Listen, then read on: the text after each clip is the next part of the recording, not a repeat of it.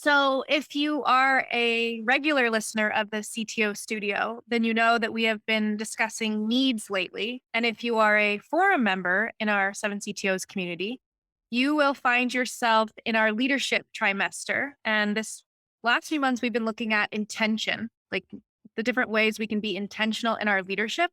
And so we are discussing needs, particularly your needs. What is the CTO's needs in the C suite? How do they get them met? What happens when they're unmet? What's the impact on the C suite when the needs aren't met? And this month in our forums, we'll be discussing how do you get your team's needs met? How do you know what your team's needs are? So Scott and Chris are joining us today to discuss what it looks like to build systems around needs, to be in relationship with our teammates and the members of our organizations in terms of their needs. From 7 CTOs, my name is Etienne and you're in the CTO studio.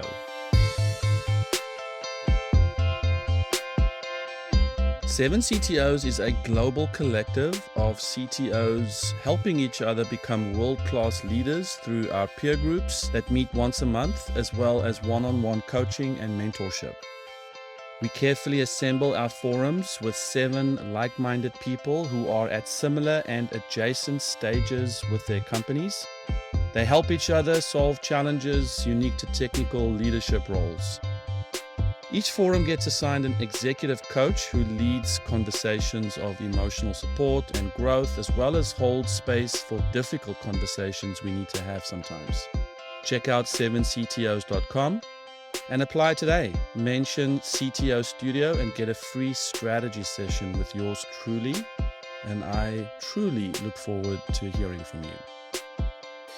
Right. Welcome back to another episode of the CTO Studio. Today, Etienne and I are joined by Chris Peterson and Scott Graves.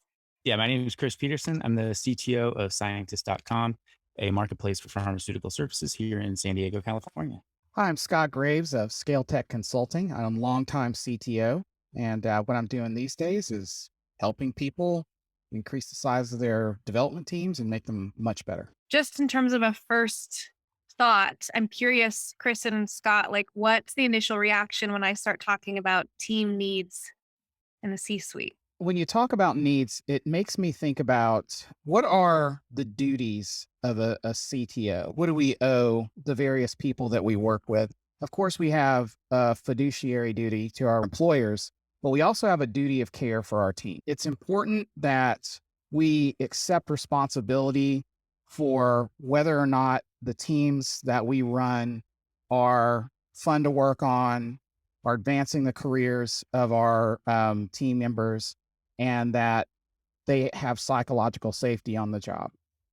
So to me, like in a nutshell, that's what my duties are to my team. That was very well said, Scott. I particularly like the psychological safety. I couldn't agree more. I think that one of the rules of thumb we try to follow here is we try to hire great people and then get out of their way. So a big chunk of my responsibility is to not get in their way. Like I try to help create an environment where they can do their best work, where they can work on the things that they want to work on, where I'm not micromanaging them, and where they have the freedom and the safety to make mistakes and to fail, because they succeed much more often than not. And yeah, so I think psychological safety, I like everything you said, Scott, but particularly the psychological safety part. And when you think about that every individual has particular needs, are you both familiar with the Maslow's hierarchy of needs? Like there's physiological needs that we have, right? Food, shelter, etc. Then we have emotional security that we need. And then once we hit that, then we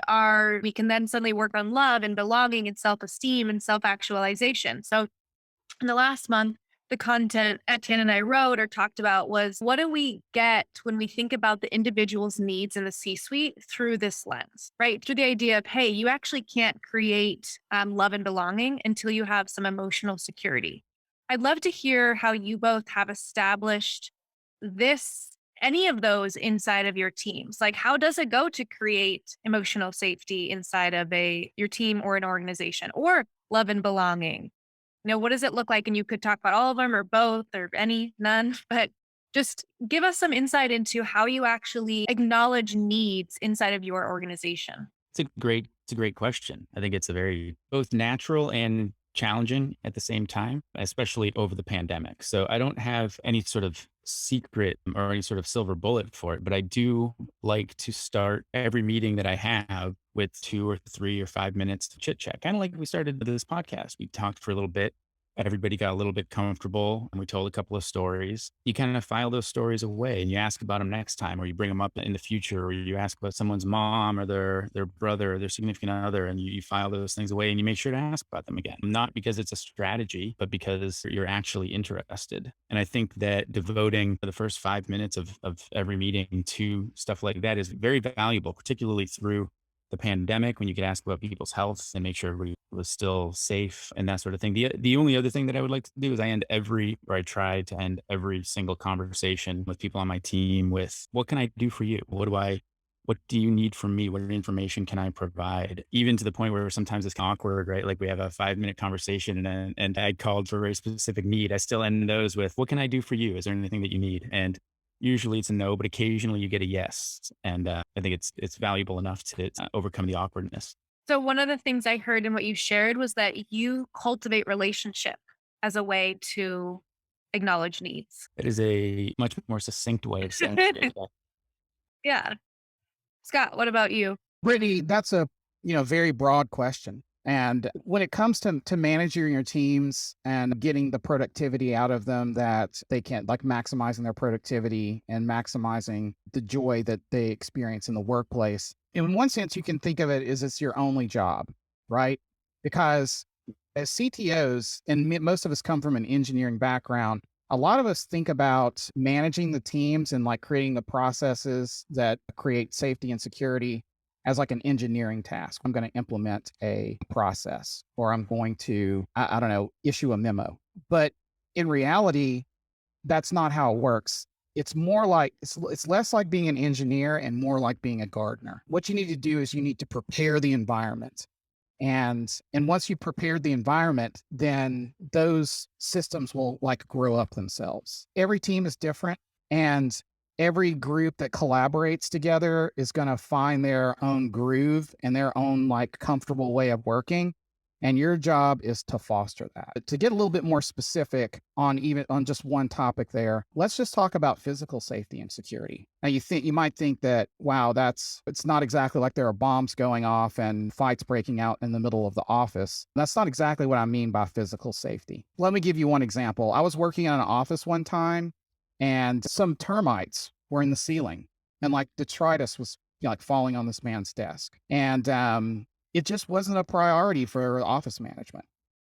Like they had a million things to do, and fixing that problem was last on their list. You have to be an advocate for your teams when things like that come up. And then also, what about the noise levels in the office? I worked in an office where there was a motorcycle dealership next, like right outside the office, and there was just noise all the time. We had to relocate those guys. And then of course, a recent trend in office design is these open landscape designs where everybody works on like a bench or a table. And those things just don't work for me. People need a little bit of privacy at work. Honestly, they're not going to be working 100% of the time when they're in the office.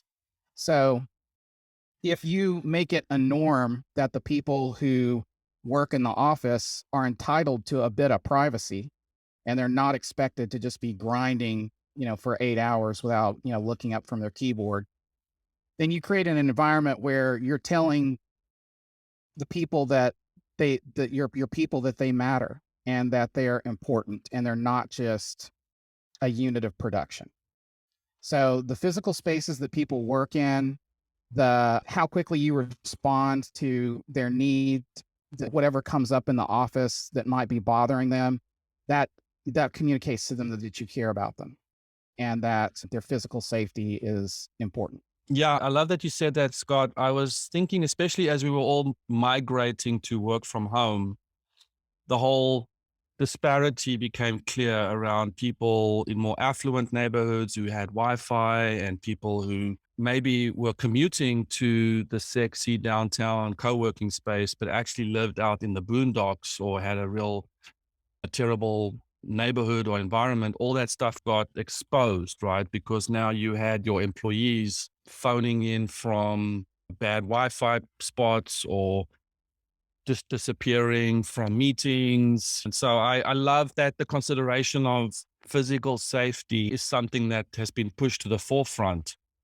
I'll never forget visiting a dev shop in Guadalajara about 15 years ago, where that issue became really clear to me that the physical comfort and safety of the developers were just not a priority for the dev shop. And just the idea that people were sitting shoulder to shoulder coding. And I've been in Zoom meetings where you can tell that the person is under duress. They're in their living room or they are in their kitchen and there's the Western world, there's the third world, there's strong superpower economies, there's the weak economies. And so bringing up that idea of the physical safety is a big one. And I really love that you brought that up.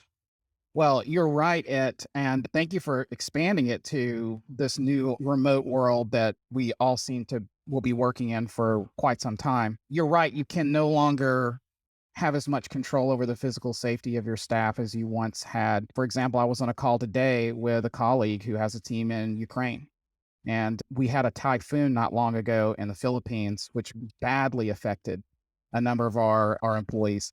So in those situations, it doesn't matter if we make the sprint. It doesn't matter if you make the sprint or not in those situations.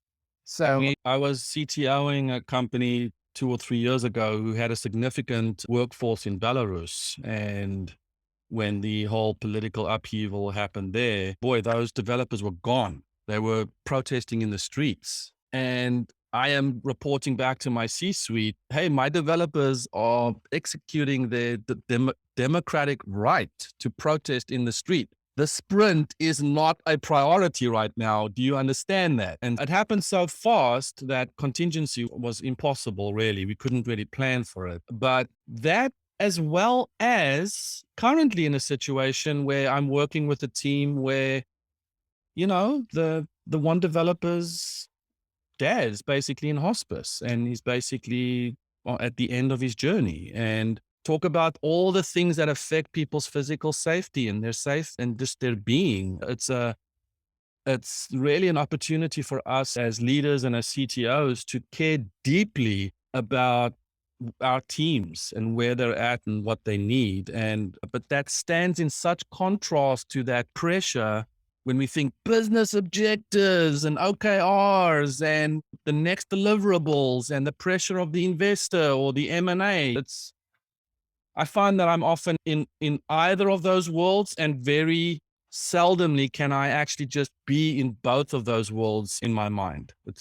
I find that to be very difficult. I think trying to be in both of those worlds is at least for me, a very common source of stress. You are trying to meet these deadlines, but you're also trying to nurture these relationships. And like you, over the pandemic, we had employees who lost parents or loved ones. And yeah, like you both said, the sprint doesn't matter, right? Like, take the time that you need, go home, take care of yourself, take care of your family. And I don't want this to sound wrong. It's an opportunity for us to strengthen our relationship with these people, because it's not like, don't want to make it sound like opportunistic, because it's a terrible thing and we never wish it on anyone. But you can use that to strengthen your relationship with it. You can use it to express how much you care about these people as people, and that people over processes, people even over priorities. Yeah. Well, I love what you just said, and that was wonderful.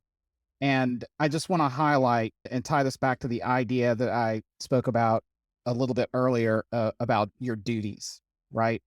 So your fiduciary duty to your employer comes from the business objectives of that business, right? And the fact that you're engaged in commerce. Your duty of care for your team does not derive from that. It derives from the proposition that human life and the humanity of your workforce is a higher goal and is fundamentally, incontrovertibly more important than any business objective. If you start from that mindset, then you're not really going to have a lot of problems meeting the needs of your team. I think that's really brilliant. And it also begs the question of like, how effective can we even be in business and results and performance if our needs aren't met?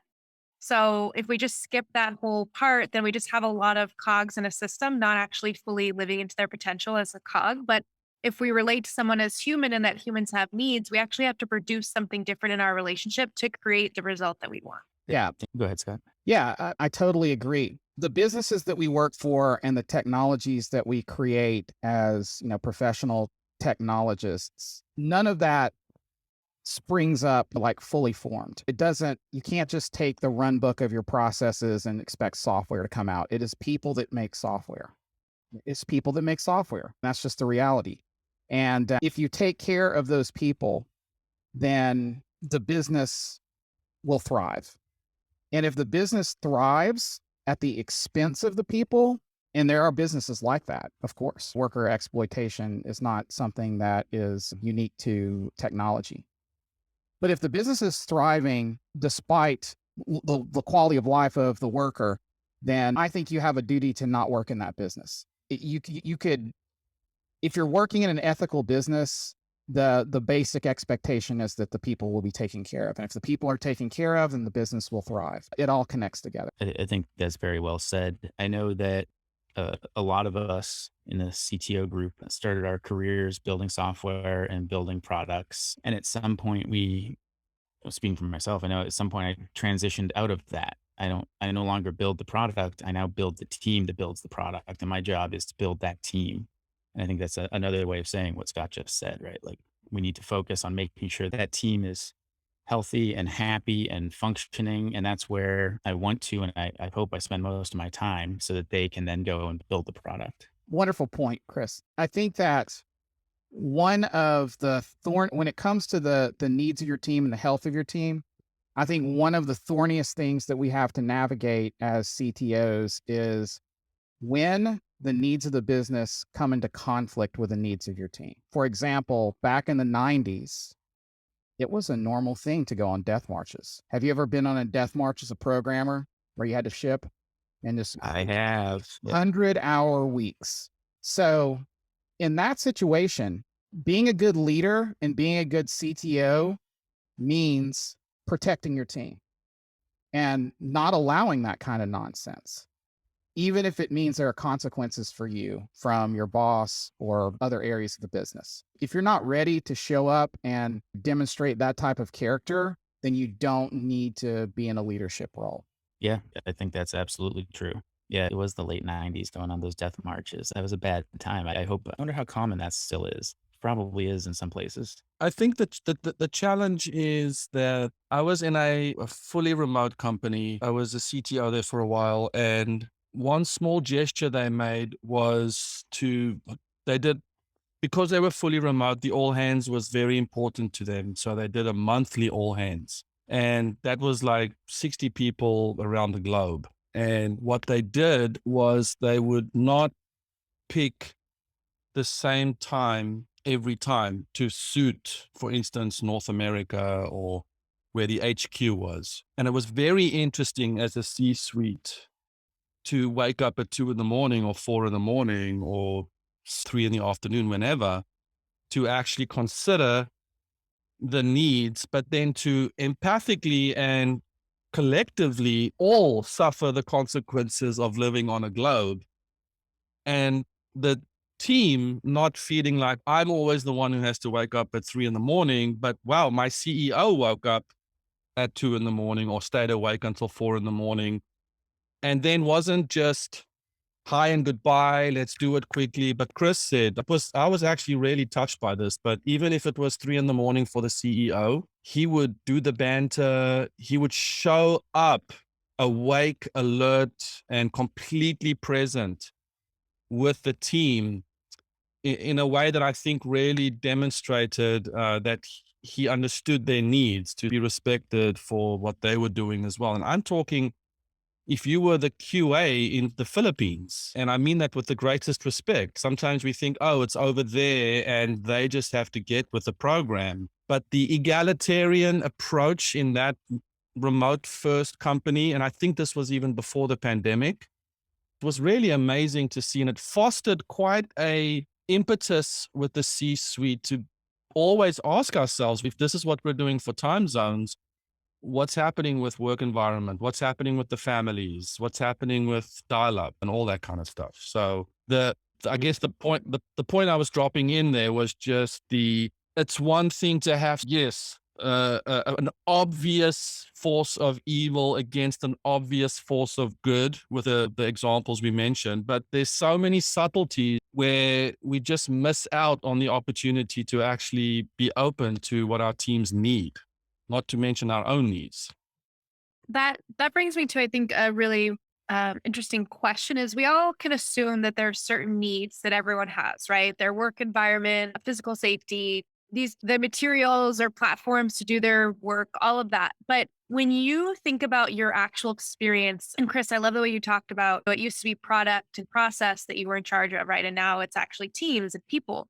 How did you learn how to become aware of people's needs? Did you is there a specific system that you used? Is there something that you got really good at in terms of connecting with people? Like, how does a leader actually learn the needs of their teams that aren't just the everyday needs? That's a really hard question. In some ways, I'm a little bit lucky. I cheated a little bit in that we've been doing this for 15 years, right? So this wasn't the 1,000% growth that was pointing to with Scott's companies, and congratulations on that. We've experienced very solid growth. We had a small team for a long time. We were very close knit. It took probably 12 or 13 years to get me out of that programming role and into more of the people management and the team roles. No, like I said earlier, I don't have any sort of silver bullets, but I do think that taking the time and not packing your schedule and making sure that you don't have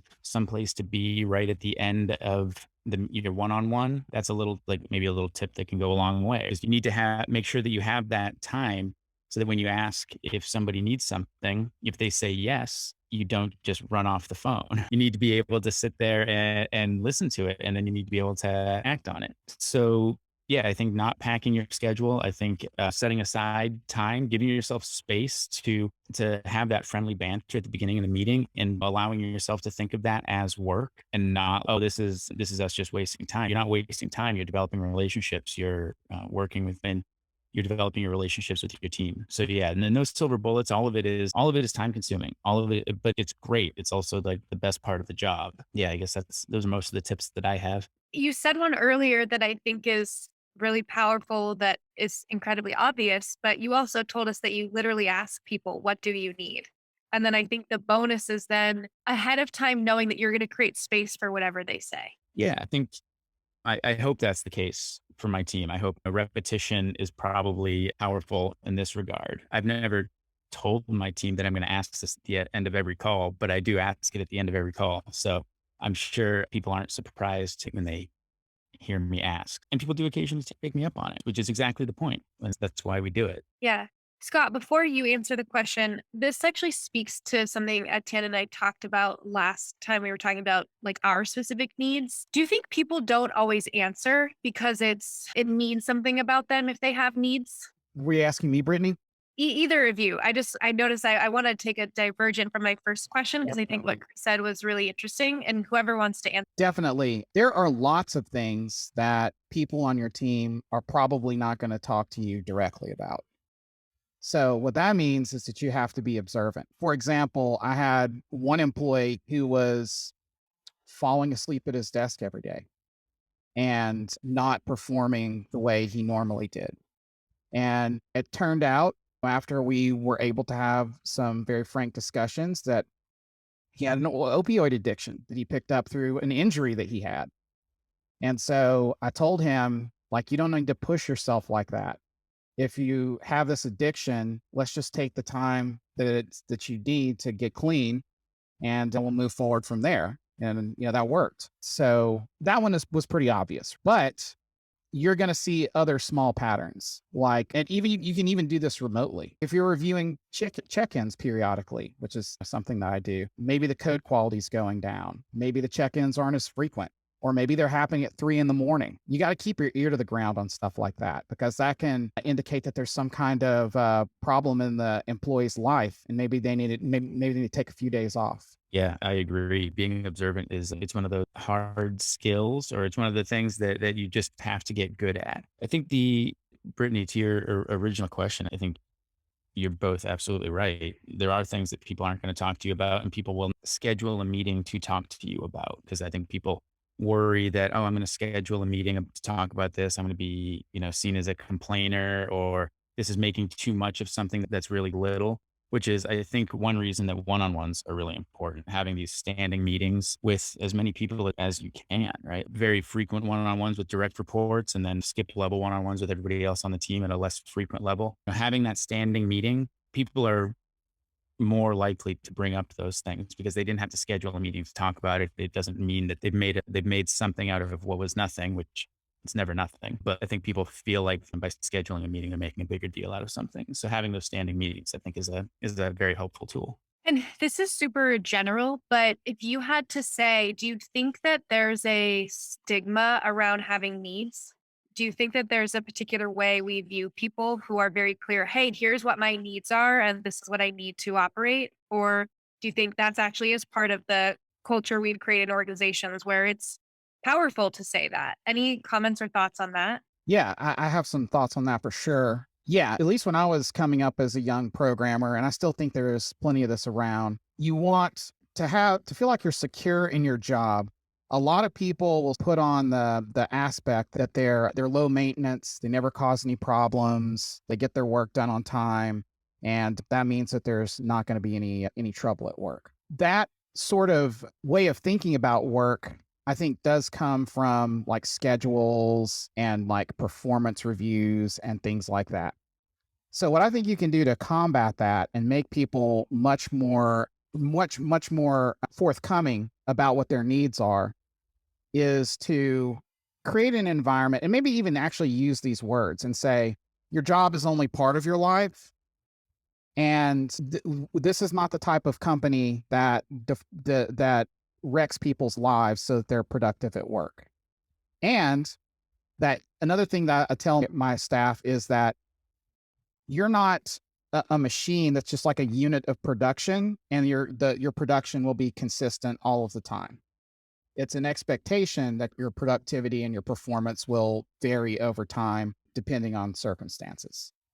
So just bringing that up and making that part of the discussion will make people more forthcoming about their needs. Yeah, I have a question around that because I had a situation which comes to mind right now where someone who was a lead engineer on my team and had become a key, I would say he was starting to architect certain aspects of our system. Actually, it was when we were starting to move more towards Ruby. He was actually a proponent of certain design patterns, and I started speaking out more clearly about these things. And he started sharing his need with me to play a stronger leadership role. And I think we had just adorned ourselves with the chief roles and chief titles, like I will be the CTO and you'll be the CEO with the co-founders. And he somehow had it in his mind that he wanted to be the chief architect. And for him, it was a need on his career path. It was on his road. For him, it was meaningful. And I will never forget how uncomfortable I was with that. And it wasn't so much that I was worried about the title or about the thrusting him into the role of leadership like that, because I felt like he would have the respect of the team. He was pretty young, but I just remember how uncomfortable I felt with that need that he had. I couldn't be with the need, if I could use coaching language. It was hard for me to just be okay that one of my key people was pushing for something, that everything was going to be okay. I actually thought that at that stage of my career, I thought that, what happens if he leaves? What happens if he starts applying for other jobs? And I started feeling some anxiety around him just voicing to me, it was probably pretty casual in a one-on-one, hey, I'd love to be the chief architect one day. And that set me off. Yeah.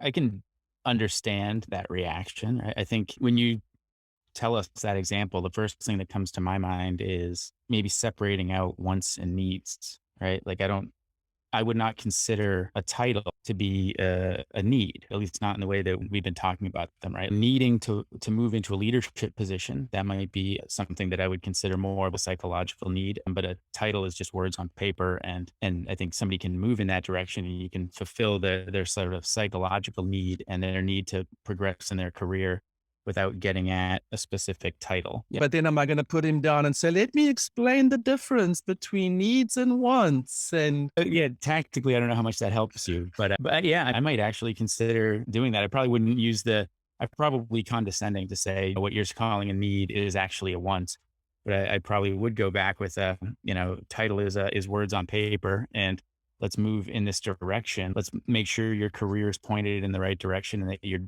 able to, on a day-to-day basis, express yourself and perform the job functions that you want to perform and that we as an organization need. And that will result in you getting to the title that you want. But getting that tomorrow might not be a possibility. what I'm getting from this is you are super cool and calm and collect when key people come to you with their needs. Oh no, if it was me, I would freak out. I'm super calm when they come to you.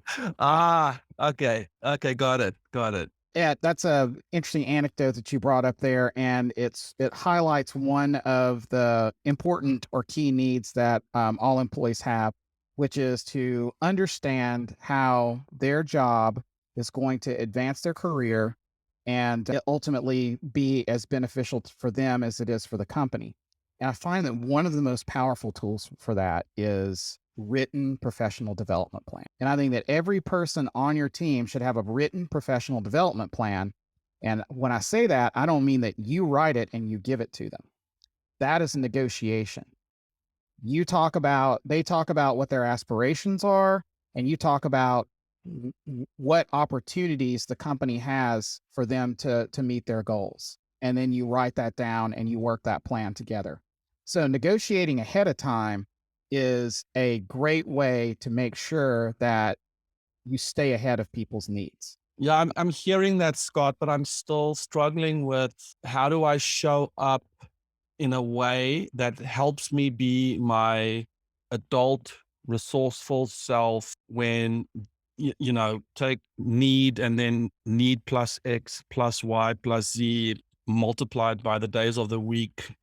Right. I would submit that the reason why you had that reaction, and far be it from me to psychologize you from 15 years ago or 10 years ago, however long ago that was, but probably the reason why that hit you so weird and it didn't sit easy with you is because it came as a surprise.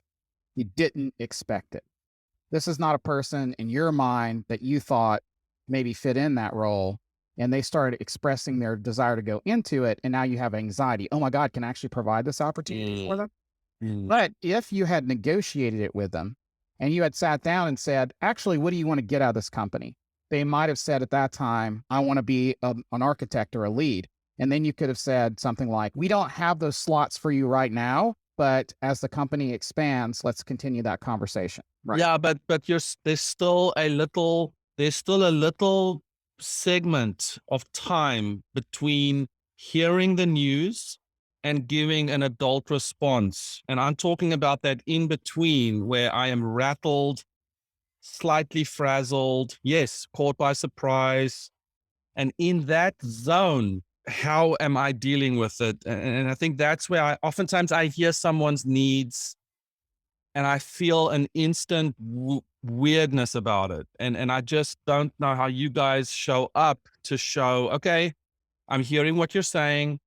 Everything is okay. We're going to knock this out the park. Everything's cool. Do you want to know why in that little stage in between you're reacting? Please. My assertion is that because you're hearing their need as opposing to your needs. And so you're reacting because you're feeling like it's encroaching on what you think you need or what you think the business needs. So you're actually not digesting their needs outside of your own. That So is the practice might be first digesting their, just simply without having anything to do with me. This is this person's needs. Got it. Let me get curious about why or for what. yes. And that is 1,000% spot on. It's hard for me to just be with someone's expressed need without it somehow stirring the pot of my own needs. And sometimes it's not just corporate, or how does this mess with deliverables or team culture. Sometimes it's just, I want to, under the cover of darkness, get you out of that country, or I can't be with that much stress because I want to help, or I want to this, or what does this mean for these goals? Yes, I do think that it's high fives my needs. So maybe all three of you can just jump in and help therapize me, Scott. Okay, I don't think that there is any type of Superman ideal leader out there who, when caught flat-footed with something they didn't expect, just acts exemplarily in all circumstances. So when things come up like that's just a matter of like personal growth and self-discipline. I don't think there's any shortcuts to that. But if you're building your department correctly and you focus on heading off needs, you focus on negotiating instead of dealing with people's needs in the moment, you can minimize those circumstances, right? That's what I do. I try to minimize the circumstances where I'm put into an awkward position where I feel bad about myself because I feel like that this person has a need and I didn't meet it, or this person has a need and I can't meet it. Avoid that as much as you can by building great systems. I think that is great advice. I think I strive to do what Scott just laid out. I know that I do get caught flat-footed occasionally, so I would layer onto that strategy, that relationship building that we talked about earlier, right? Like, I think we will all get caught flat-footed at some point, and being able to fall back on like a reservoir of trust and a relationship that you have with the person. So if you don't react the way that you wish you had, it's not a one-off interaction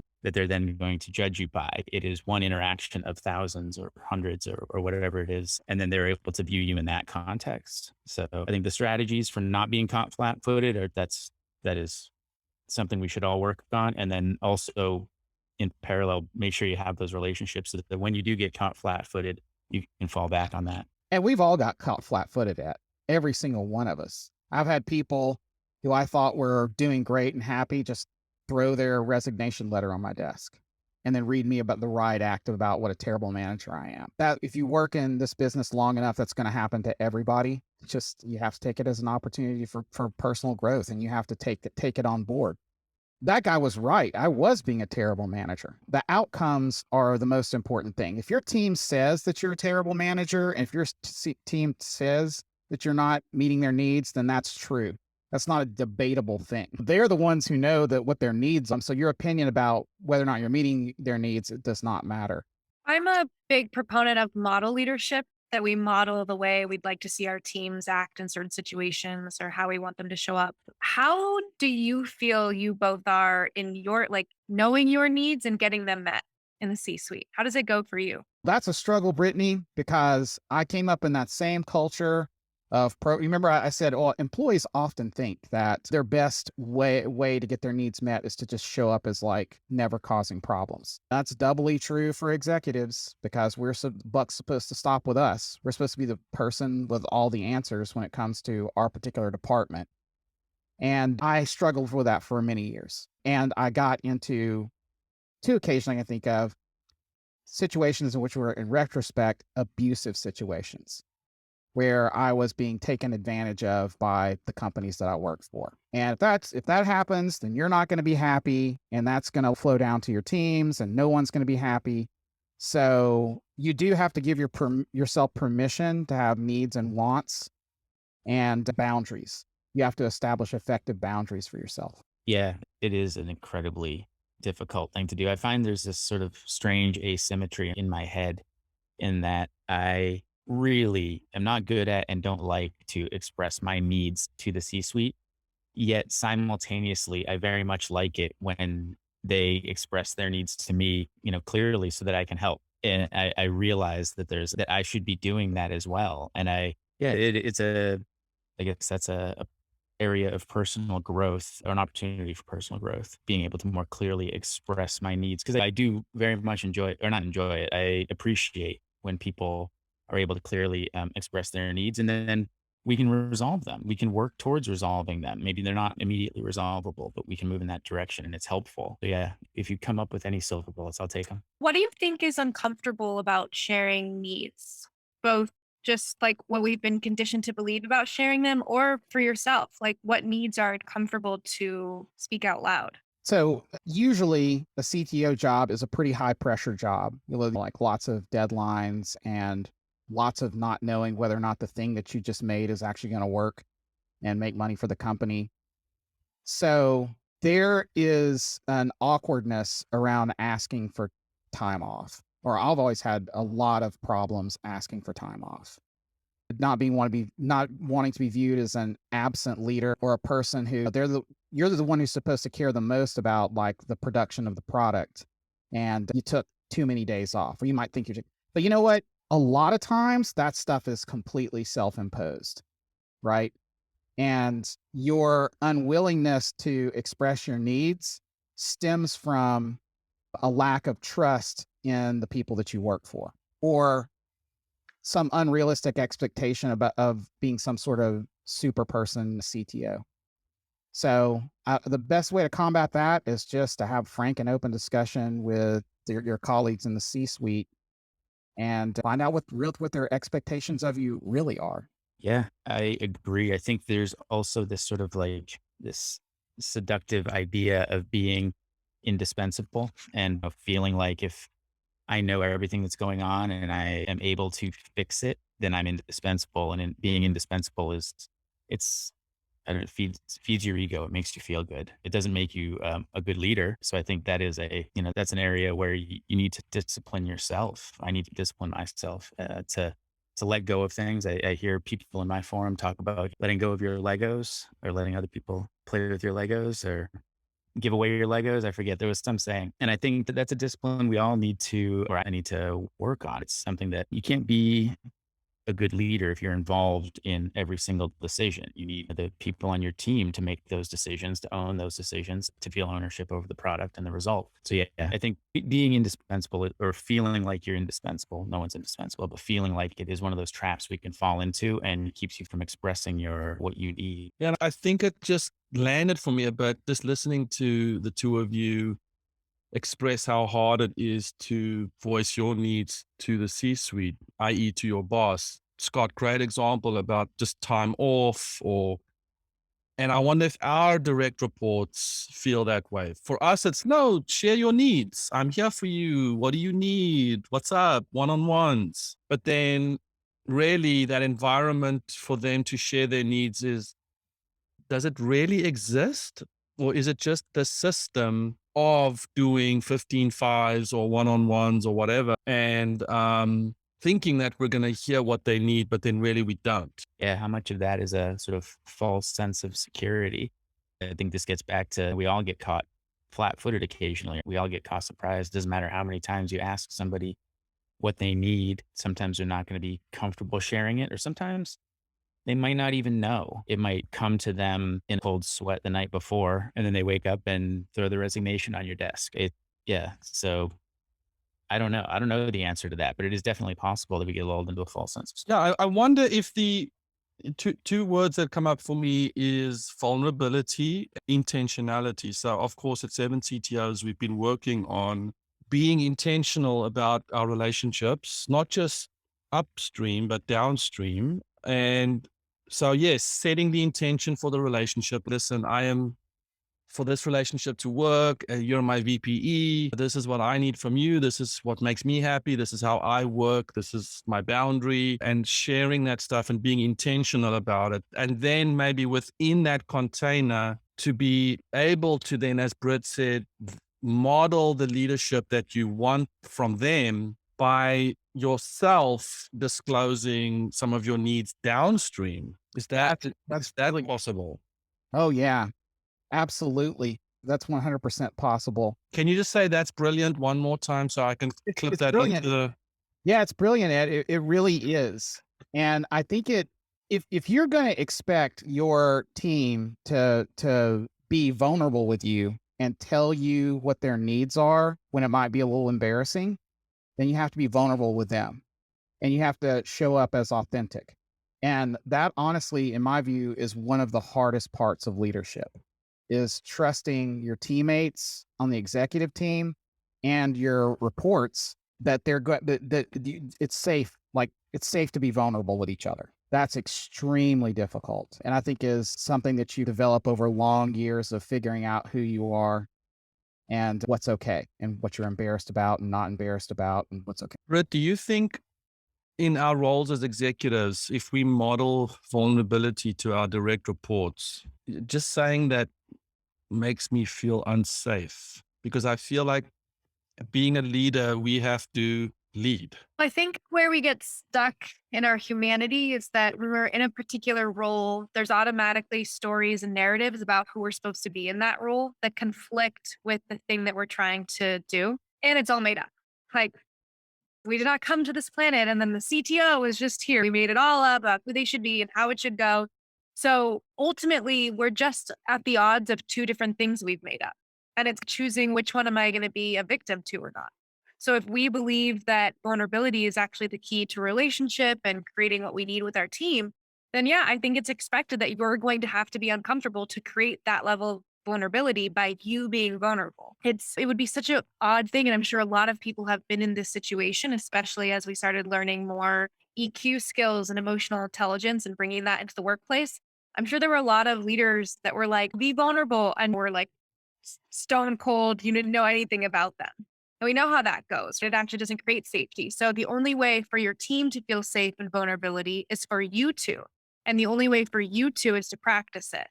So kind of you have to execute before you're ready. Yeah, absolutely, Brittany. So the things that you've been saying make me think about instances in my career where I've not been vulnerable and kept things to myself, and it's just caused huge problems. Like one thing that I'm really embarrassed about is that I need approval. I need people to tell me I'm doing a good job. And intellectually, I consider that a bad character trait. Why do you need the validation of other people to know that you're doing a good job? Oh, I don't know why. I just need it. And so over the years, I have actually gotten more and more explicit about that need. And like literally telling my managers, if I do a good job, I need you to tell me because otherwise I'll get anxious. And managing down the way that you can use that vulnerability to be a team builder is to just one time I was in a meeting and I was just feeling bad about where the demo went. Like it was a bad demo. And I thought, oh no, this is not going to show up very well on the stoplight chart. And so I said to the team, I'm actually having some anxiety here. And I'm afraid that we're not going to get this done on time and hit our release date. And I'm just having anxiety about it. And to my surprise, the team rallied around me and was like, what would you need to do? What can we do to make you feel better about this demo? And we talked about it. And actually, there were some small changes that we could make that we did that made a better showing. But if I hadn't expressed myself or I'd simply been, this demo sucks. I'll go out there and we're going to have to work this weekend. That would have been a bad outcome. But because I was able to say, look, I'm afraid, right? They reacted to that, not like what's going to happen with the product. And what I love about that is my own response to someone's vulnerability. You can't help but step into someone's vulnerability and their need, right? You got to be an absolute robot to be unaffected by someone expressing their needs, either for acknowledgement, acceptance, just to be safe because you're afraid of something. Yeah, absolutely. Our humanity and our authentic selves are the best tool that we have in our toolkit to get software shipped on time. As weird as that sounds, right? Because software is built by people. And people are built by software. Eventually. I don't know how we follow that. That was really well said, Scott. Yeah, and I love the example that you gave of modeling. And to your earlier point, you had talked about how you talk with your team about the fact that nobody's a cog and you don't have a basic unit of output and everybody's output goes up and down over time. I think that's another opportunity for modeling, right? Like we do at least weekly check-ins with the team, and we talk about what we've been working on for the week. And I always make sure that I'm giving status reports as much as I'm getting status reports. And if I haven't had a good week, just go in and say, I haven't had a good week. This hasn't been a productive week for me. This didn't work out the way I wanted it to. I don't know. I didn't get enough sleep, whatever it is. And I make sure to do that whenever it happens, right? Because it's safe. Like we all understand that people aren't robots. They aren't, cogs, and they will go up and down. And I want them to see me do that because I also have good weeks and bad weeks. Really great, Chris. I actually have a question for you, like a follow-up question for you on that. So the way that you show up at work and how you model behaviors you want to see in the workplace is super important. But how does that scale?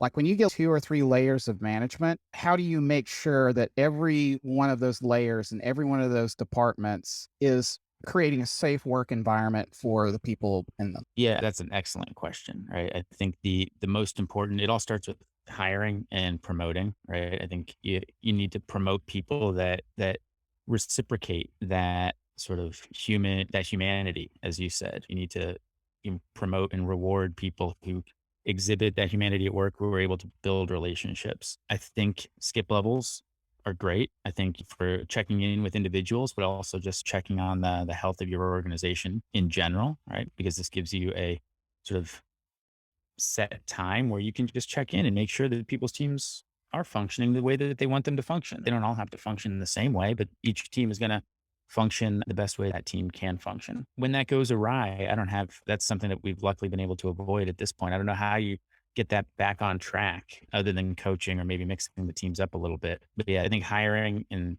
skip levels and rewarding that sort of relationship building is probably the best answer that I have so far.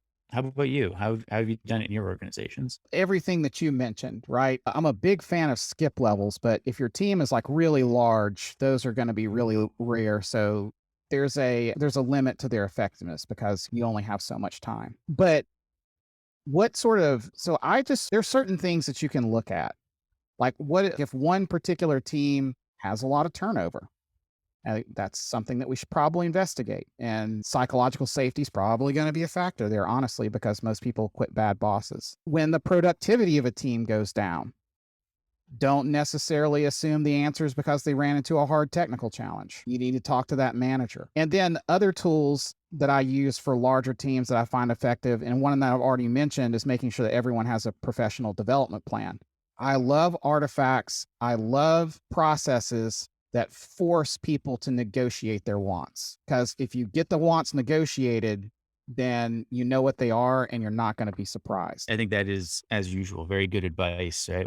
In our organization, we don't lean on or make as much use of those sort of written professional development plans, right?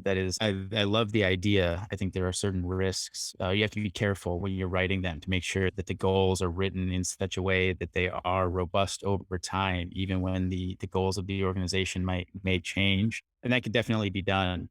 But that's what we've done that more through, relationship building and talking through what people's career development looks like, what people want to do with their career. And then that might have a bit of a scalability issue, as you mentioned before, right? Because it relies on how much you can keep in your head and how many relationships you can keep straight. But that's worked for us for a while. Similar solution, different implementation, I would say.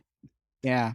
Another technique that I use is when I'm having my one-on-ones with a line manager, I'll ask them like a bunch of pointed questions about their team. Oh, what's Rick like to do in his day off? Right.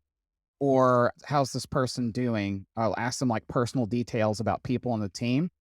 And if the manager doesn't really know anything about their team, then they're probably not, watching their needs very well. That's a really good idea. That's a really good idea. One thing that I would add to that is when I was earlier in my career, I would shy away, or maybe not shy away, but get uncomfortable about salary discussions and negotiations and such. I feel over the years, I've gotten more comfortable with that. And those are really a good opportunity for talking about career development. And even if you can't give people what they want, it is an excellent sort of opportunity to talk about what they want, what they need, where they see their career going. and then gives you a chance to communicate what you think they need to do to get there. And that, to your point, really is a negotiation. It's not me telling them what they need to do. It is me expressing the needs the organization has, and trying to figure out where they want to grow to meet those needs. So I've found that to be something that I used to find uncomfortable has turned into, I think, a very valuable conversation. So, if we zoom way out, the kind of like key aspects of this whole conversation are inside of an organization to know that we are meeting the needs of the people we work with. We first have to relate to them as humans with needs and then be in open communication and be modeling the thing we actually want to see: vulnerability, courage, clear transparency of where we want to go, what our future looks like. Any last thoughts just inside of this conversation? Is there anything we haven't said that's, oh, I'm dying to say this about needs and our team's needs inside of organization? The only thing I would say is that I really do think of everybody on my team as a friend, right? I very rarely think of these people in the context of someone being managed, or even I rarely even think of it in terms of leadership. It really is in terms of another human being that is trying to do their best work and accomplish their own career goals and accomplish the company goals. So yeah, I think it really, like you said, it comes down to these are human beings that are trying to do their best, and relating to them as human beings, I think, is probably the best way to figure out what their needs are and to help them get their needs met. Yeah. Yeah, I guess the only commonly used technique that is super effective that hasn't been mentioned on this call yet is anonymous NPS surveys. Sometimes people just need to type something in a form. And usually you won't get much out of it, but when you do, it's usually really important. Yeah. Don't be afraid to work with your HR department to make sure that that your team is being regularly surveyed. Yeah, and I'll add that it probably takes a lot more effort than we think. I think I rely sometimes on it just coming naturally. I'll check in when I feel like it, or when I feel great, I will dig a little deeper, or I will banter when I feel like it. And if I consider my own strengths and weaknesses as my week progresses, yeah, that's not a great way to do it. So I love that idea of having some system in place, or some routine or ritual in place that forms a bit of a safety net. Okay, we're going to catch some things as it goes. I also think it's very insightful that I just think the tender moment in this call when we all were like, yeah, it's actually hard to admit my needs to my C-suite. It was something as basic as I'm not going to come to work on Monday, or I need to take next week off, or I'm going to be traveling across the country with my kids. To just put our own people's insecurities around bringing their needs to us in that perspective, I think was super valuable to me. Thanks, Chris and Scott, for coming in to filling in our need and want to talk to more people about needs. Appreciate everything everyone shared. And as always, if people want more information around this and they are a forum member, we'll have a document to give some more information on how do you implement this? What does it actually look like to integrate needs into your role? And thanks for joining us. Thank you for Brittany and Ed for doing this. I really enjoyed having the conversation today. And I think it's a topic that's not talked about enough. So thank you for providing this to our community. Thank you. Thank you, Scott. It was really nice talking to you as well. Very good insight. Brittany and Ed, a pleasure as always. But who is it more a pleasure to be with? It's not a competition, Brittany. I need to go now. Sorry. She was serious. Who was more fun to talk to? Oh, you don't answer. Okay, guys, thanks a lot, man. Cheers. Thanks, everyone. Bye. Bye.